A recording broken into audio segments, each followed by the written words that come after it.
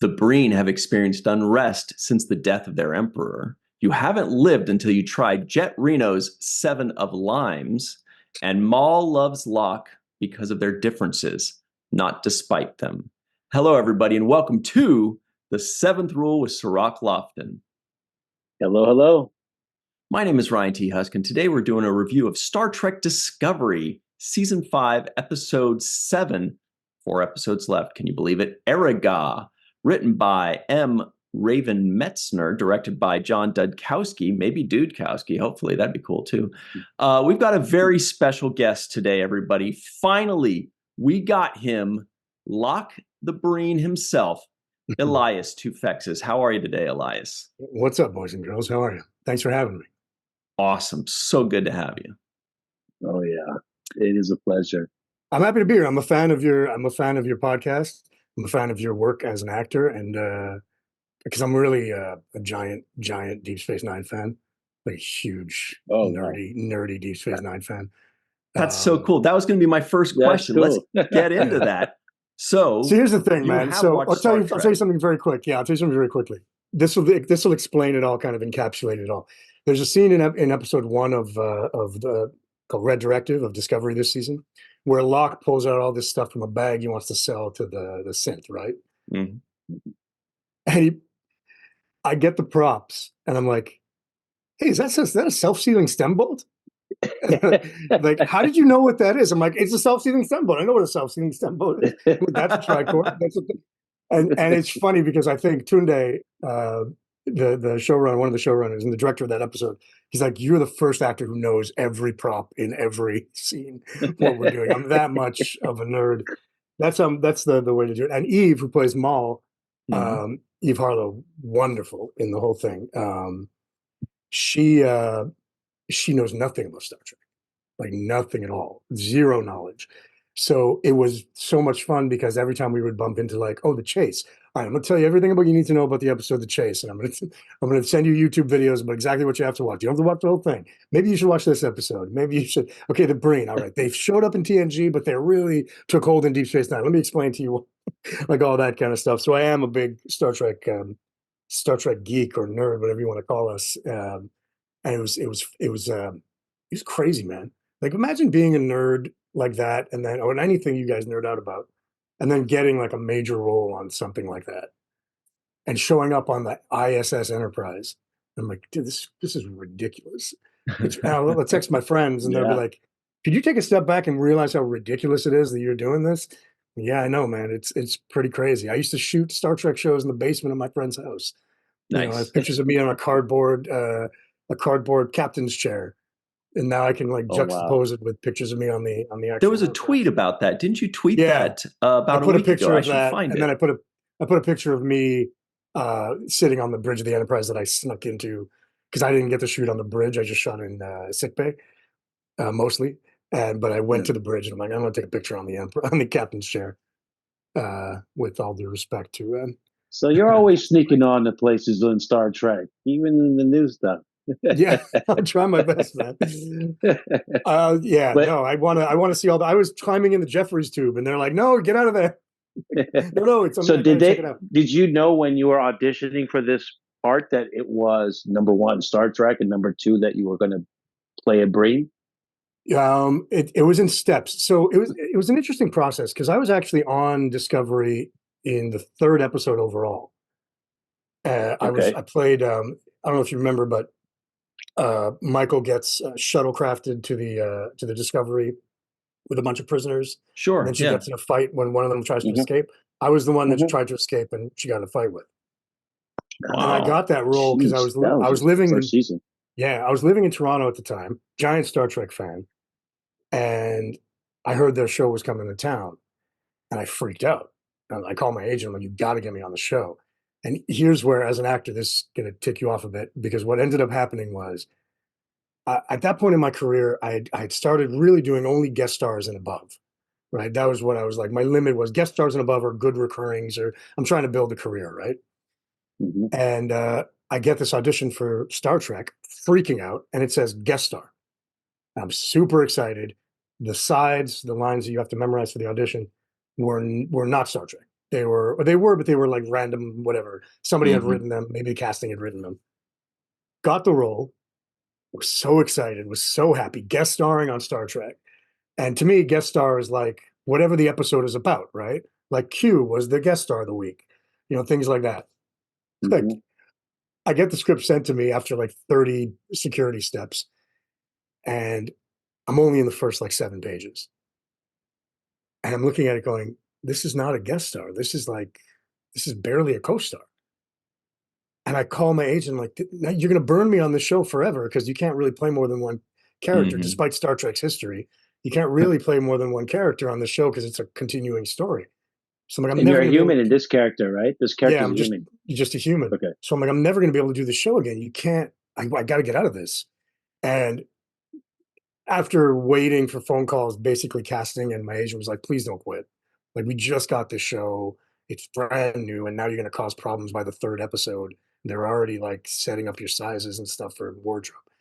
It's like, fine. And then by the time I got to set, it had been cut down more. And then by the time I was doing ADR for it, it had been cut down more. So now you're just a background actor. I really had like 3 lines in the whole episode. And I was so mad. I didn't watch the show for 2 years. I was like, I can't. I'm so pissed off at this show. Like, I'm just gonna be jealous. I'm going to watch all this stuff that I could have played that I'm never going to. It's very petty, but that's what actors are. But that's how I felt. And then I just had heard about the jump to the future in the show, and I'm like, oh, okay, I have to check it out. And then I started really getting into it. But that was my story then. So then when I moved down to LA about 5 years ago, I called the casting director, Orly Sidowitz, and I said, look, I know I was on Star Trek before, but I really love it. And now you got Strange New Worlds, and you got Picard, and there's still Discovery. If there's ever anything I can play, I'll do the prosthetic, whatever, just let me know. She says, absolutely, we love you. How many times do casting directors say that? Like, all the time. 5 years later, literally 5 years after that phone call, I get a call going, we have a part we want you to play. No audition. Wow. No, like, we want you to play.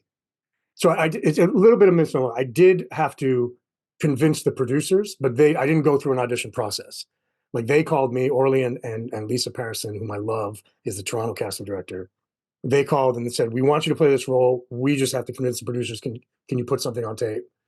And so I didn't go through an actual audition process. I did put something on tape, produced for the producers. And like a week later, they're like, yeah, you're going to play this character.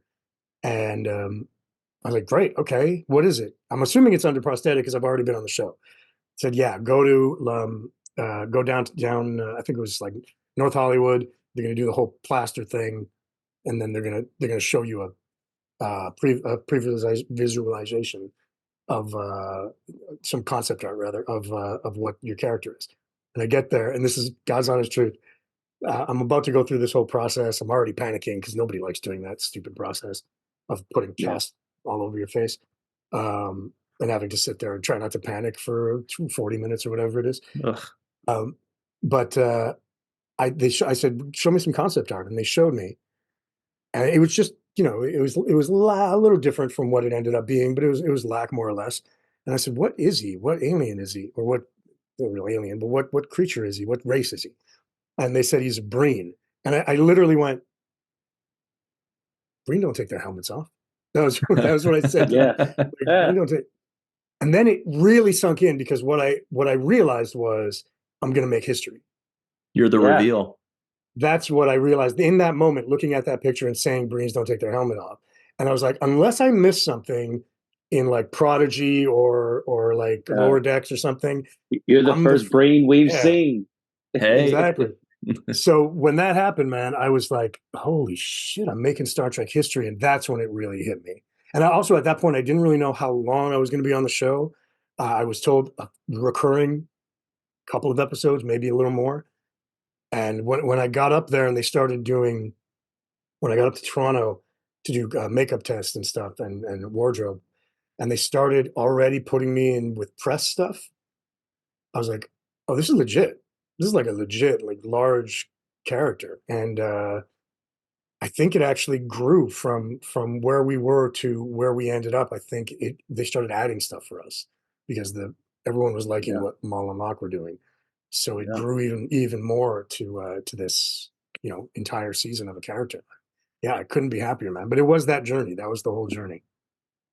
Wow. It's amazing. So your dream came true, actually being featured in the Star Trek episode, right?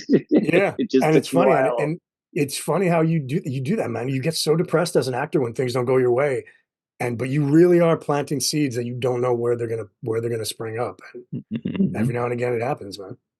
Here's that tweet, by the way, from Elias Yeah. Toufexis at Elias Toufexis. Oh, wow. Here you are as a 15-year-old on a, quote, Yeah. pretend enterprise filming a pretend Star Trek show in my friend's basement. And there He you does are. have a captain's hat on, you know, Yeah. so. It was kind of a comedy version of it, but see the little Amazing. Yeah. the little cardboard. They're like And if you got your hand crayon down in drawings on it. the Yeah. proper captain position, flat. Yeah, that was me at 15, man, and then there's me many years later. Oh, wow. Sitting on the actual Enterprise. Yeah, that's crazy. Yeah, you killed this role, Elias. Thanks, I want to say, yeah, you've been really knocking it out of the park, and the ability that you have to convey so much emotions and expressions through the makeup, I think, is exceptional. And I don't know, did you get any Doug Jones tips on that? Or Doug was the first person I've off? called.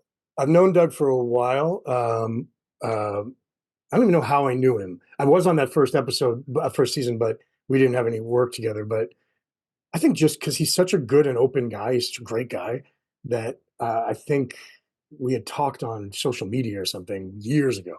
And then I saw him at Comic-Cons and things since then. But I reached out to him immediately when I got the role. And his advice was patience, like really patience. That's what you need to go through this process. He was speaking more of the process than the performance. But here's the thing that I found, like actors will appreciate this. Like the way I like to be as an actor is as naturalistic as possible, as realistic as possible. And it just wasn't playing. That first day, and especially in that fifth episode where you have to show all that emotion out, that emotion has to come out. Yeah. My first takes were all way too subtle. Apparently, I had not seen them, but the note I would get over and over again is bigger.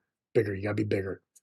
And I remember making a deal with Tunde and the director of episode 5, Jen McGowan. I remember saying to them, I will do what you want as long as you promise me that you're not going to let me go melodramatic.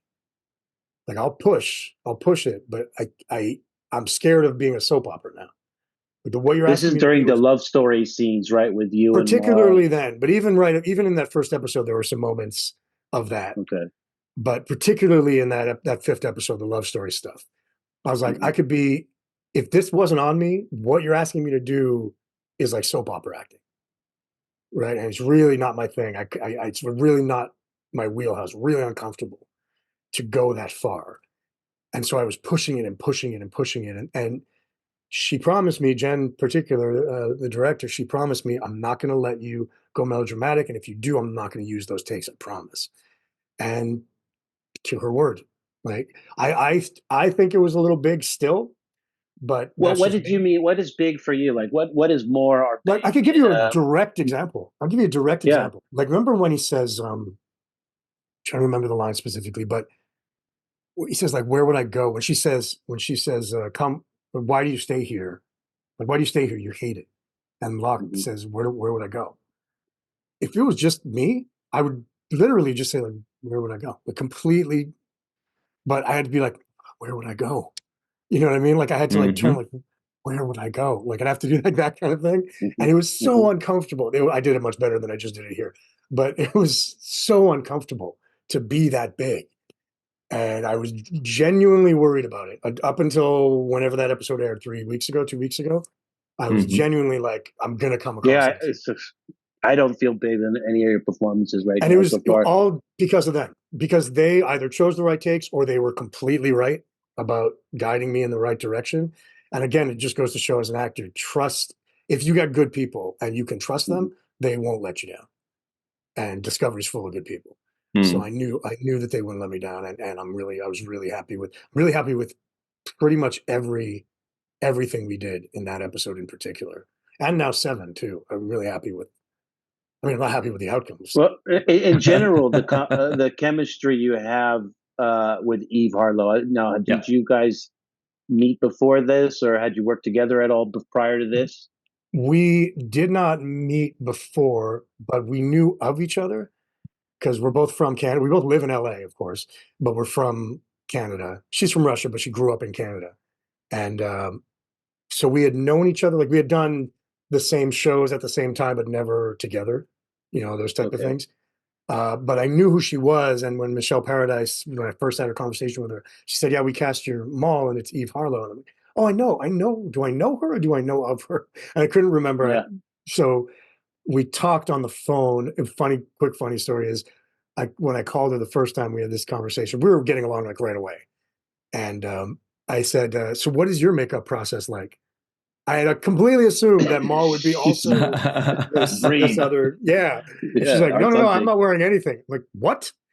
She goes, no, I'm She's not like, wearing I got eyeshadow, heavy eyeshadow. That's about it. Like, oh, that's not fair. She said a great thing, though. She said, now you're going to know what it's like to have to wake up super early to put makeup on for 3 hours. Because normally I show up 10 minutes before I have to go. Like, yeah, I'm good, whatever. So you're not hiring me for the prettiness. But Locke took a long friggin' time. And Eve, the reason I don't know why we have chemistry outside of work. We hung out a good amount, but I'm like 10 years older than her. So here's a weird thing that I'm just thinking of as I'm saying it. I'm 10 years older than her. Outside of work, I felt like a big brother, little sister relationship. But the second I saw her as Maul, it was very easy to like feel actual like, oh, I love this woman. And it was just as Maul for some reason. She's so beautiful and she performs it so well and elegantly, and we have like a great chemistry together. So I'm like, oh, it's great. I actually love Maul. And then when I see her outside of work, I'm like, hey, little buddy. It's like a completely different mentality. Even when I watch the show, I'm like, oh man, I still have a crush on Maul. I have a total crush on Maul. And then I'll call Eve. I'm like, hey, what's up, dude? Very, very interesting thing. I love the chemistry. I love the performances. And like I said, there's certain element of what you do that shines through. For me, I've gotten serious vibes of high level vibes of people who have wore prosthetics and played kind of these characters. Outside of Star Trek, I'm going to mention some of the people that I think of when I watch you. Ron Perlman as Hellboy. Nice. There's moments where I feel that. Right, coming through. Thanks. Michael Chiklis. Shout out to Michael Chiklis. Here's the crazy thing. Michael Chiklis was at my hotel when I was doing Star Trek. So every day I would leave and I'd be like, Michael, advice on dealing with the makeup. And he'd sit there with a cigar and he'd be like, he'd just be telling me, he's like, all right, I had all these panic attacks. And I'm like, okay, that's not helpful, but anything else? He's like, yeah. And, the funniest thing he said, he's like, what do you have to put it on? He has a big cigar. He's like, what are you putting on? How far? I'm like, it goes to about here. And then I have to do my hands. He's like, oh, fuck you. I had to do a whole thing. I had to do the whole body. Yeah, that's so funny that you brought him up because that's every other day I'd see him. I'm like, I'm going to get in the makeup, man, and he'd be like, "Good luck." He was doing there's a detective show that shot there at the same time that he was directing. Yeah, wow, interesting.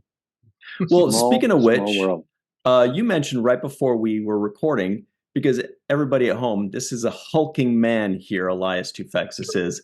How did you tell us about getting in shape for this role? So here's an interesting thing about I've always been pretty gym go-y, for lack of a real word. That's perfect. I've always, thanks. But during COVID, like we all were just like, I'll get around to it, or I couldn't go to the actual gym. I like an actual gym, and I couldn't go to the actual gym. Everybody gained weight and all that stuff. And I remember getting this is all leading somewhere, but I remember getting an episode of FBI, with the bad guy in an FBI episode. And I gave my sizes. And then when I got there, like, you are none of these things. All the sizes that you gave me, you're like 2 inches bigger than all of these sizes. And I'm like, oh shit, because I had gained all this like massive weight. So I went back to the gym and I was really, I don't know if you do this, Rock, but like when I'm going to go on camera, I I like cut down on carbs and I cut down on like I drink a lot of water and try to mind the salt, and so I lean up, right? Mm-hmm. But when I first did the test for and I go to the gym a lot. When I first did the test for lack, I came to this realization that I don't have to do that. I'm covered. I'm not taking my shirt off ever. I'm covered from head to toe. I don't have to think about being Yeah. lean on camera. I can just eat whatever the hell I want as long as I keep lifting, so I maintain the Bulk. the bulk of because he has to look kind of hulking. Yeah. As long as I have that, I don't need to. And it's great, and it worked out great. It was 4 months of like absolute pleasure because I like working out anyway. But then I realized I was watching. I shouldn't say this because now people are going to look for it. But I was watching myself in the Breen uniform, and I'm like, Elias, you got a bit of a gut there, man. Like that gut showed up. But maybe you should have been paying attention to what you were eating there. Yes, you're big and you're bulky, and that's exactly what you're supposed to do. But you kind of like you don't do this anymore. You kind of do that. Maybe I'm the only one who notices it, but it was like a lot of gym, a lot of working out, and not really not caring what I eat. I'm always gonna eat healthy, but not caring about macros like carbs and all that stuff. I'm like, whatever, bagels, just give me. I just need food. And then once it was over, I went back to counting stupid calories and carbs and macros. Stupid life. Well, you were eating that Breen Royal diet, Yeah, which comes heavy. Extra portion on that. Yeah. I have a question because you mentioned a little bit about how this character will be received. Mhm. And in the beginning, in typical Star Trek fashion, they give us somebody that you don't, you might root against, but there's moments where you're like, I like this. There's something I like about this guy, right? And it could go all the way where you just turn eventually and say, I don't like him at all. Or at the end, you can have a redemption story. And it looks like Locke is kind of leaning towards a redemptive story in this episode when they talked about, when he's kind of denounces his family ancestry and, Yeah. The rogue path that he's taken to follow love and what that kind of entails as far as the hit that's put out on him. So all of these things kind of show that even though this is the villain, this is also somebody who is complex, and we can find moments where we relate to or cheer for this character. How do you feel Locke will be received by the audience? Well, that's the hope, right? When we were doing it, the hope was that first of all, empathy. Like we want empathy for what they're going through. They do terrible things, granted, but they're not. I get a lot of when they first showed up in the first episode. There was a lot of like, oh, it's Bonnie and Clyde. I'm like, okay, but Bonnie and Clyde like killed people and robbed banks. They weren't really doing it for. It's Mickey and Mallory from Natural Born Killers. Natural Born Killers. Yeah, I'm like, it's not them because they're not psycho murderers. Right. These people they're just doing. Honest to God, if everybody left them alone, they would be completely happy and they wouldn't mess with anybody. They just want freedom and they want to be together. So that was easy to play, and I hope that the empathy that the characters draw or the characters draw out of the audience is like one of understanding that they're doing these terrible things, but they're doing it just to be together. I'm not saying I justify what they're doing, and they kill people with poison and stuff. They just don't care. They just want that freedom. If the Federation left them alone, they'd be fine. If the Breen left them alone, they'd be fine. Now, you see it in episode 5 when Michael's actually saying, like, look, we have an option for you. You come with us, do your time, and then we'll let you go, or you can be free. And you see Locke go, all right, well, if we did their time, like, would we do it together? And maybe that's an option. I don't know if that Maul. I don't know that Maul would have been as easy to convince, but I think Locke just knows how big an Erigah is, and he's like, if I can get out of this. He was thinking about like getting out of that situation, out of being on the run and constantly, Yeah, he hates it. And one thing I only just realized because I rewatched Red Directive, and I don't think I realized it when I first read the script, is Rayner says these guys I've been on my radar for 2 years. So that means they've been running from the Breen for 2 years. I'm sure I remembered it when we were shooting, but I got refreshed in my memory. 2 years they've been running. So they just want to stop running. And well, you know, and the they other do bad thing, things to get it. they do bad But things, but as a result of whatever circumstances, they're kind of forced to. Like, there's almost like certain amount of options you're left with, and you're like, I got to get out of this. yeah, And to me, one of the best parallels that was made in the last episode, I think it was in 505, was the kind of contrast or juxtaposition between Book and Burnham and Maul and Locke. I think that scene where you guys were both caught up inside of the infirmary, and and you both were arguing or defending the person you love, right? yeah, It made it clear that we're watching some of the same things. Book was a mercenary type of, freelance, whatever he was. And so they found love together, and and here in this Michael was a mutineer. right. And so Yeah. there, you saw the similarities there. The comparisons made sense for me. I love the way that the writing of that particular episode had you guys kind of forced together in the room and realizing, hey, we're kind of doing the same thing here. Yeah. Let's figure this out. So, in fact, the episode originally was titled on script. It was titled Green Eye. That was the name of the episode, based on what Maul calls Lack all the time. She calls him Green Eye, but Mirrors is a better title. It's a more apt title for exactly the reason you're saying. That's why they changed it to Mirrors. Yeah. So, and Elias, I also sorry, go ahead, Cirroc. No, just really quickly. I did write down Bonnie and Clyde in my notes here, but then I wanted to put a switch on it or a twist, and so I put Breeny and Cleve. Oh, Cirroc, you don't understand the Breen parts. One of the things we did on set was all of us would just sing songs, but change anything that rhymed with Breen. So it was like "Sweet Breen are made of these." Nice. Oh yes, Green Age Wasteland. We were just singing all these things, or like I sent a poster that I put of Field of Dreams, but I put a bunch of Breen behind Kevin Costner and put Field of Breen. Nice. We can't, and it was all day for a week. It was just doing Breen songs. And Ryan listens to Breen Day, right? Hey, there we go, Berkeley's own.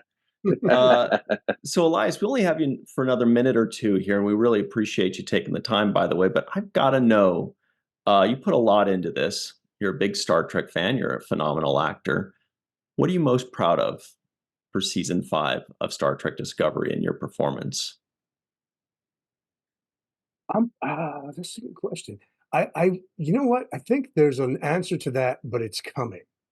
And what I mean by that is I'm going to be proud. What I'm looking to put my pride into is how these characters are received, because that's what I put out there. Eve and I really were talking, and we just like, I just hope everybody likes these two.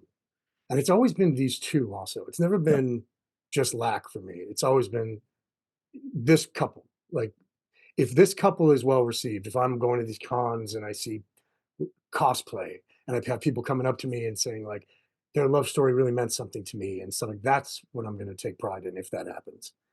I'm very proud of the work. I'm very blessed to be on the show. I genuinely mean this when I say that it's the best set I've ever been on, and I'm an actor that's done a million TV shows. I go guest star to guest star to guest star, so I would do like a week or 2 weeks on a TV show over and over and over again. So I've done a ton of shows with a ton of different actors and crew members and showrunners, and it's the best set. Like, yeah, I spent a lot of time there particularly, but even by 2 weeks in, you're like, I don't want to work anywhere else. Like, these guys are all amazing. So I was proud to be on it just generally. And I've said this in every interview I've done. Sanique was the best number one on a call sheet I've ever worked with. She's the fucking best, like really the best.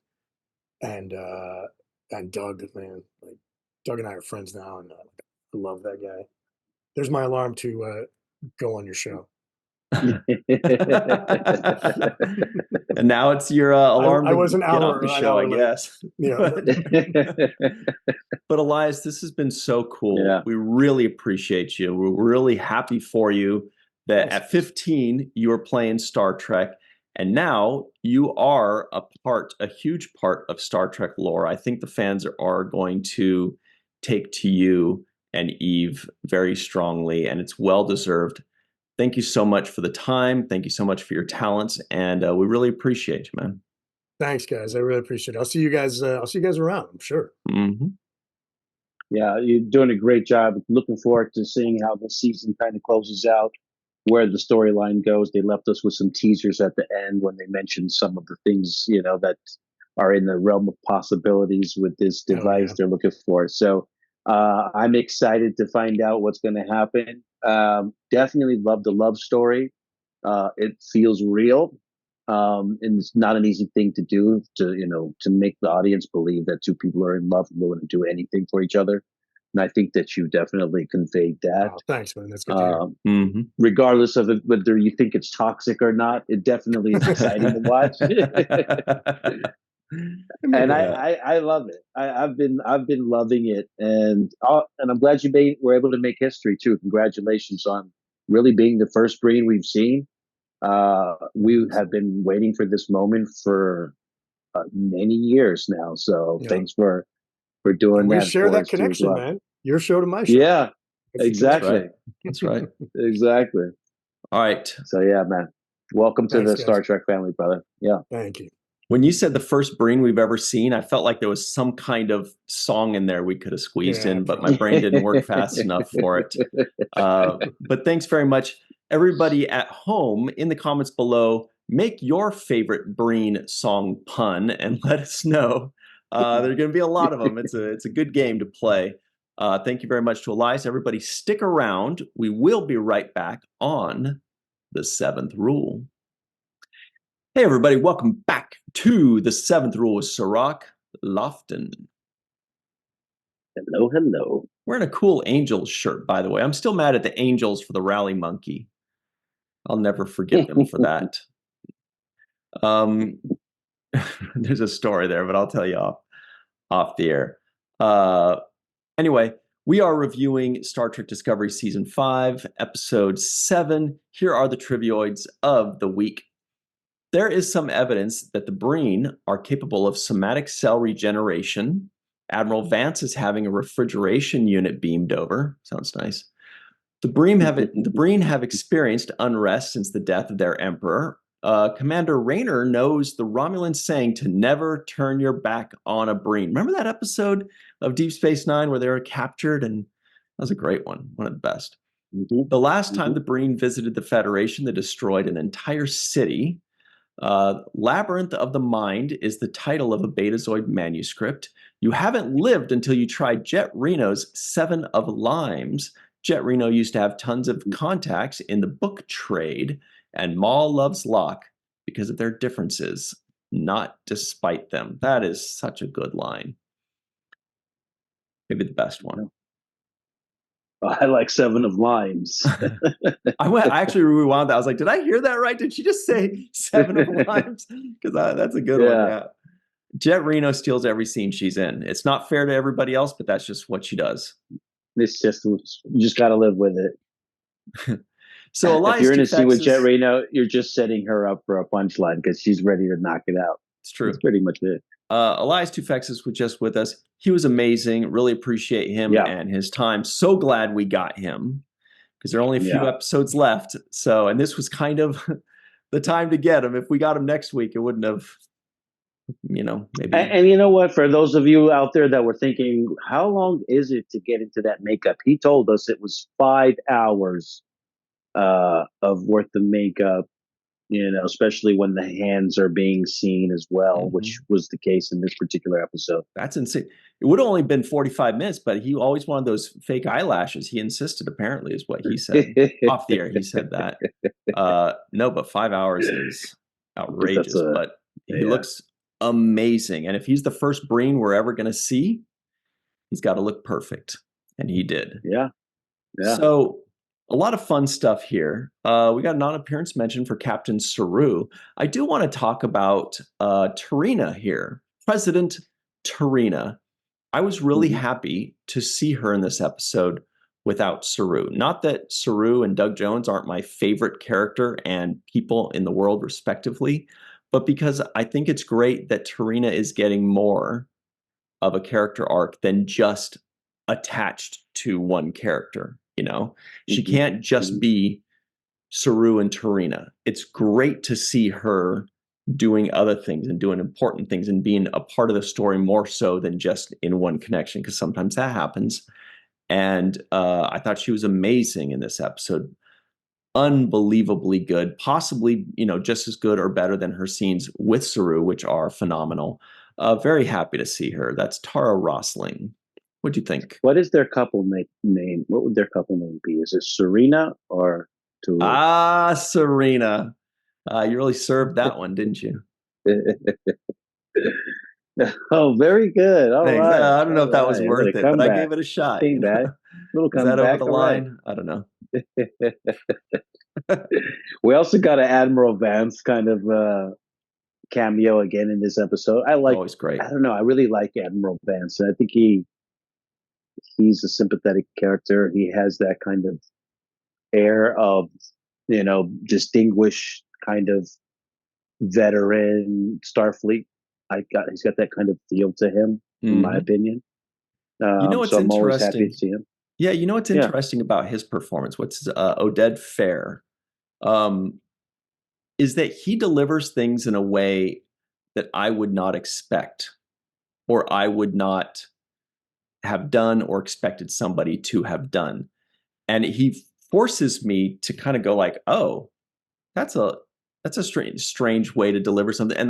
But then I watch it back again. I'm like, boy, that really works. And it's really interesting when an actor can give you a delivery that's different than the obvious, putting an emphasis on a slightly different word, or sometimes he shows his teeth a little bit. You know, he just little things, little mannerisms that he does really makes the character so much more interesting than just the lines themselves. So yeah, big kudos to Oded Fair for giving us something more to chew on when we're watching his performances.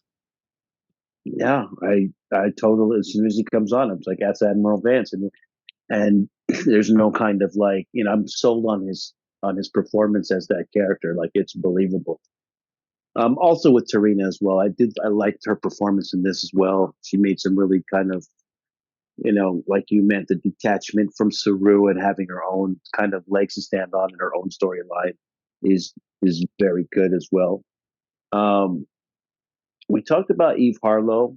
I think she deserves a lot of credit for being just so captivating and, you know, working a lot in with what she's given. Because I feel this being torn in between decisions that she's having, where she's trying to find the way to do the right thing, but what she perceives to be the right thing, you know, and she has her own logic for why things should be how they are. The tension between her and Book, I believe, is really real there, but there's also a subtle trust there where she's able to like reach out to Book and feel like maybe he's telling the truth. So I think there's a lot of subtle things she does in her performance, really all with the eyes. Another, you know, just great job of hers for me. I think the camera loves her. She is very much in the eyes. That's true. Yeah. She's got this kind of, you know, hypnotic way of kind of swaying into you, right? And what's interesting about, I thought it was a great choice to give her that connection to Book. It's great for both characters. She needs that bridge.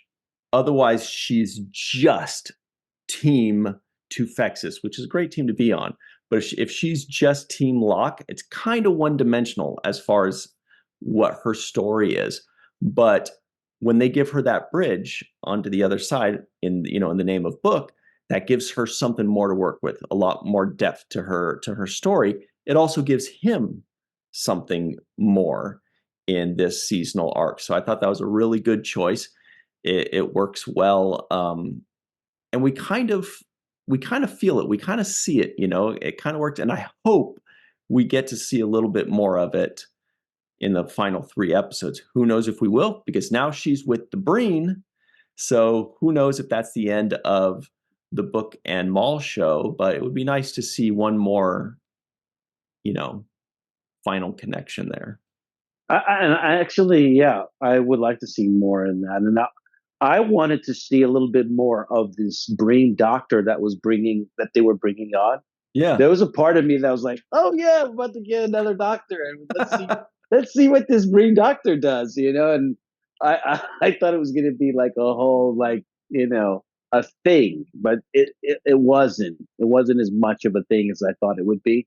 Because that character could have been just a nice little small subtle moment of insight into what a brain doctor, his logic, or what kind of medical things are in their kit. I'd like to know, what do they, do they use a tricorder, or what do they use, So that kind of stuff I was curious about, and I was kind of excited, like, oh, we're about to see some brain science going on here, and it didn't really materialize to the degree I wanted.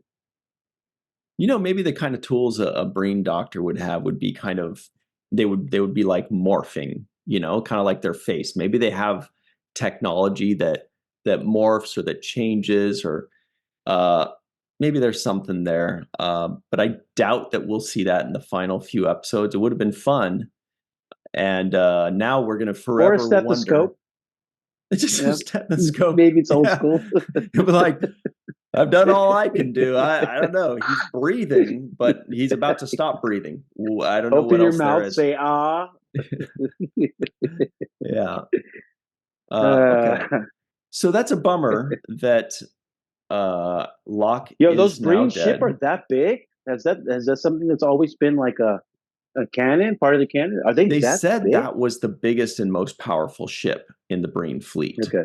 Is what they said. I don't remember if that was part of the Deep Space Nine lore, if that was this, but it was really cool and impressive to see. When I saw it, I was like, wow, that is so cool. I want to see more of this ship, and I want to see it in battle. That was amazing. Yeah. I was thinking the same thing. They call it the Dreadnought or something like that. Mm-hmm. Yeah. Buffalo Soldier. Dreadnought Rasta. There it is. I'd throw it out there. Excellent. So, okay. So now we learned why Rayner hates the Breen. Okay. Or as I call him, Commander Naysayer. At this point, it's like he's just like, nope, won't work. Nope, that's not. Nope.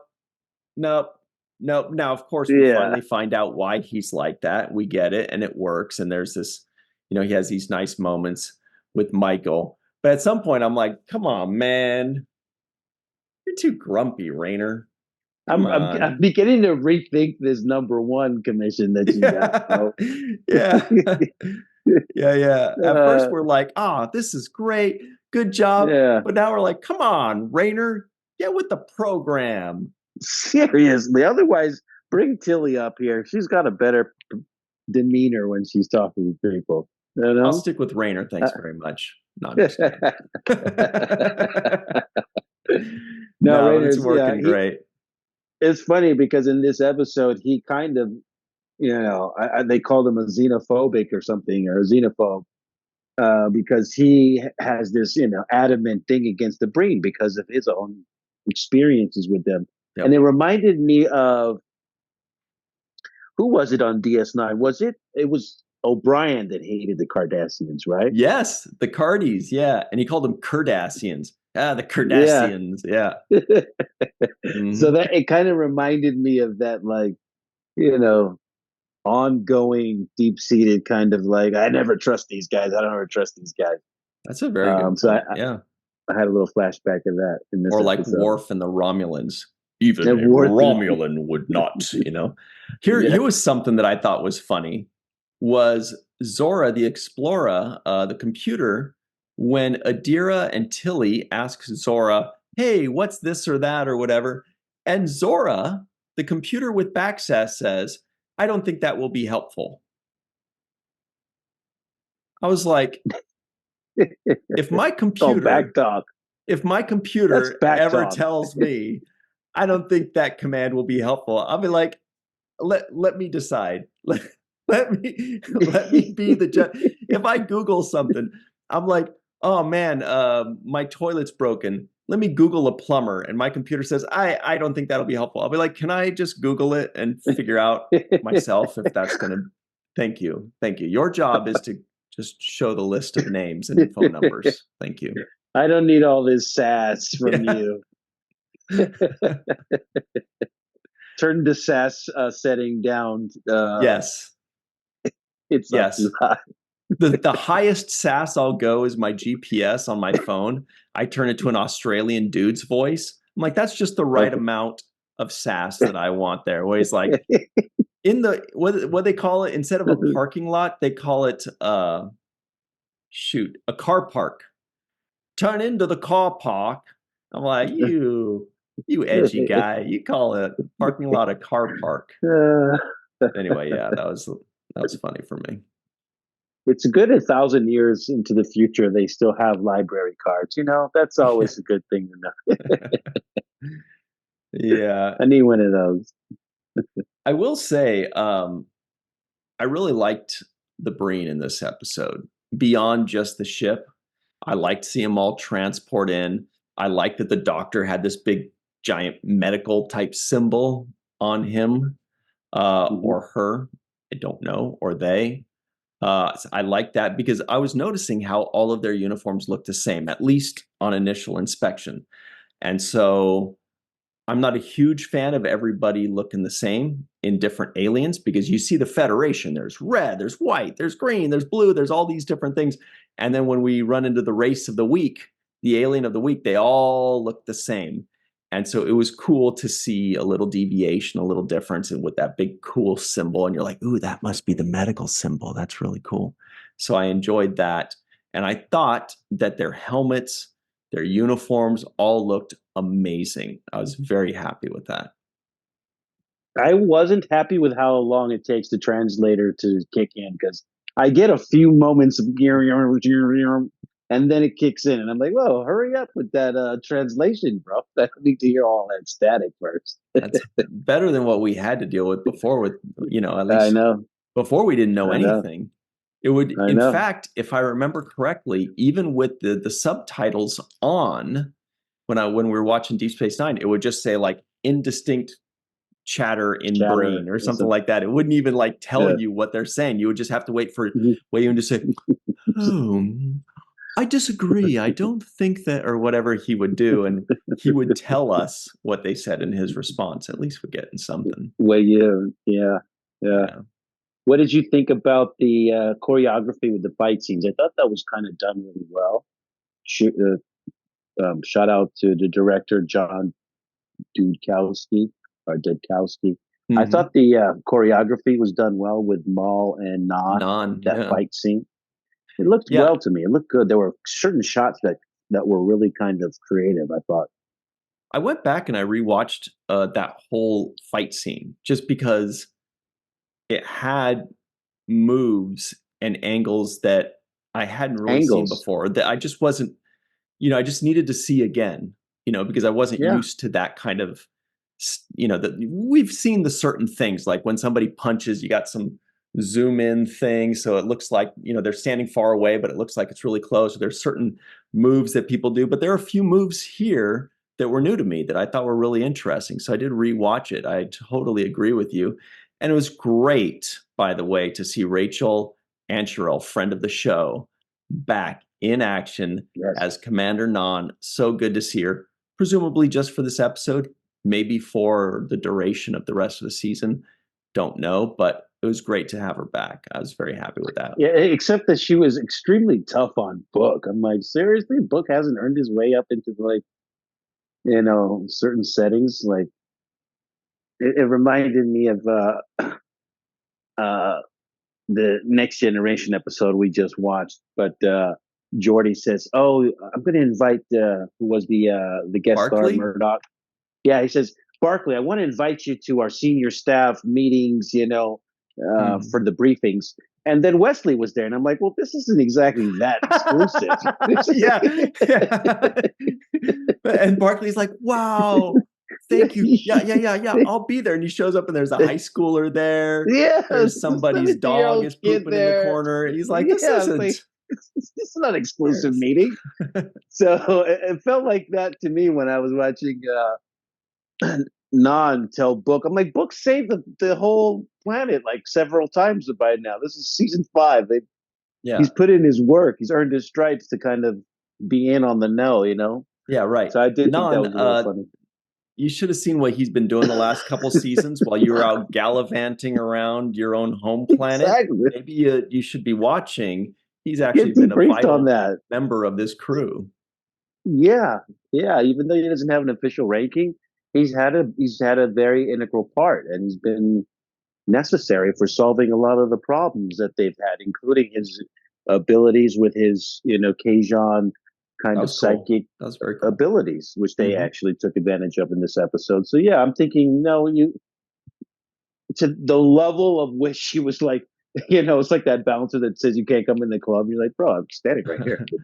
Especially because like he's been doing that obviously fake British accent for so long. Like, give him a little respect. That's a lot of work. Give him a break. It's not easy to sound that dignified and amazing. No, obviously that is the real thing. And we do love Book and his 2 cats playing one, which is always fun. Actually, we haven't seen Grudge in a while. So yeah, there were a few things, I like that Rayner talked about his kinfolk on Kelleran, because he is a Kelleran. That was cool. As we just mentioned, I thought it was amazingly cool when Book read the Betazoid clue. That was a very good connection. Again, giving a character something to do in the storyline that completely works with the character. They're finding really good uses for characters that are not official members of the crew. If they're an official member of the crew, it's easy. Oh, the engineer does this, the science officer does that. So they found some very good, creative, and valid ways to incorporate him in the story, and I thought it was perfect. And Culber's jacket, by the way, come on. Yeah, I want me one of them jackets, man. Straight up. Yeah. He's got some of the best wardrobe in the show as well. Him and Book got some great show outfits. Well, he does look amazing, but I always wonder, I'm like, is it just because he's super ripped and looks amazing? Like wardrobe people sometimes are like, this guy's going to make my thing look real good. You know what I mean? Like, you're great. A mannequin for some good, craftsmanship. So he's definitely modeling some of that stuff. Like if they're going to release that jacket, I would totally buy that jacket. I don't know what color it is, like an icy white jacket, but with the high collar and, I would totally rock that jacket, like on an everyday type deal, like just as a regular thing, not like a convention piece. But yeah, I also liked, going back to Reno, going through the list of things that she had done, being a smuggler and a bartender and all of these other things. And my favorite line probably was when she says, "Oh yeah, I padded my resume." So I was thinking, that's perfect. We never get to hear that. And finally, Star Trek brought that one. The old "I padded my resume" line. I love that. That's Reno in a nutshell, right there. Yeah, she's amazing. Yeah.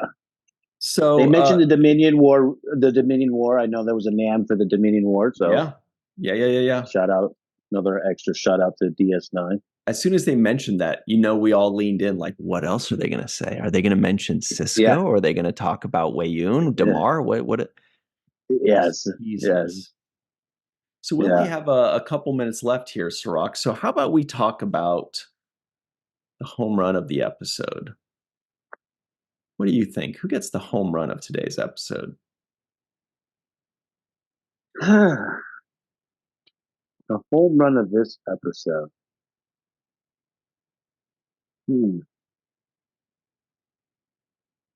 Yeah, this was like a really good ensemble piece.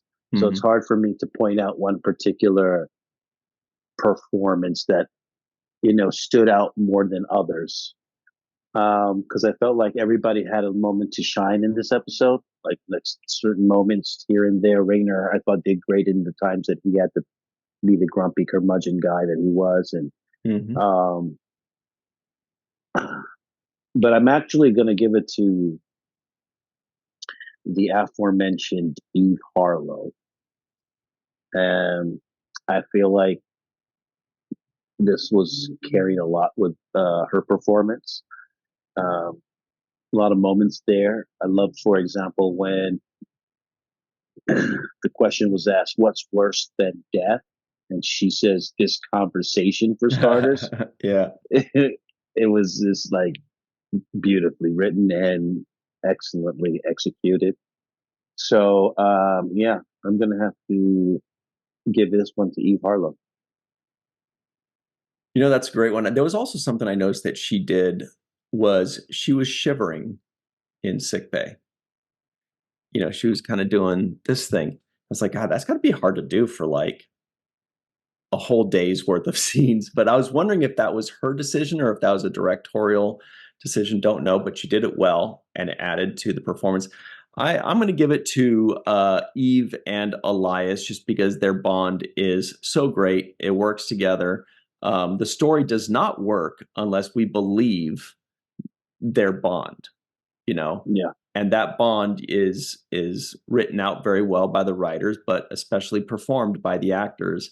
And the better we are convinced of that bond, the more we feel, when things happen to that bond. And so they nailed it.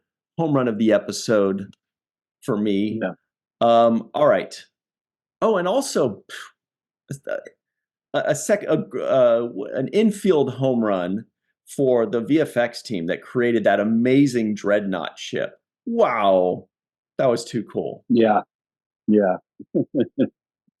Also, we're going to give a shout out to our friends Homer Frizzell, Dr. Marie Segal, Eve England out in Wales, Yvette Blackmon-Tom, TJ Jackson Bay, the Party Gorn, Titus Mahler, Dr. Mohammed Noor, Tierney C. Diekman, Anil O. Palat, Joe Balsarati, Mike Gu, Dr. Stephanie Baker, Carrie Schwent, Faith Howell, Edward Foltz, My Live from Tokyo, The Matt Boardman, Chris McGee, Justin Weir, Jake Barrett, Henry Unger, Allison Leach Hyde, Julie Manisfee, Greg K. Wickstrom, Jed Thompson, Dr. Susan V. Gruner, Glenn Iverson, Dave Gregory, Tim Baum, aka Grandpa One, Chris Sternett, Joanna Yunker, Amiram Misne, Nora Vega, Ed Jarrett, Steve Case, aka Joe Bugbuster, and of course, Jason Okun.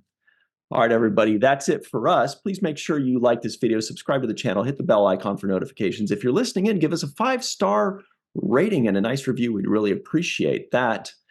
Thank you all very much for hanging out with us. For Cirroc Lofton, myself, Malissa Longo, and Aaron Eisenberg. Thank you all for hanging out. We will see you next time. And until then, got 3 episodes left. Yeah. Can't believe it. And we got a Michael Chiklis reference for I know that I thought of Eisenberg. Aaron. That was for you, Aaron. That was amazing. You did it for him. And I know you were poking in there. You're like, oh, Michael Chiklis, eh? I'm like, this guy gets it. All right, everybody. We'll see you next time. Always remember the 7th rule.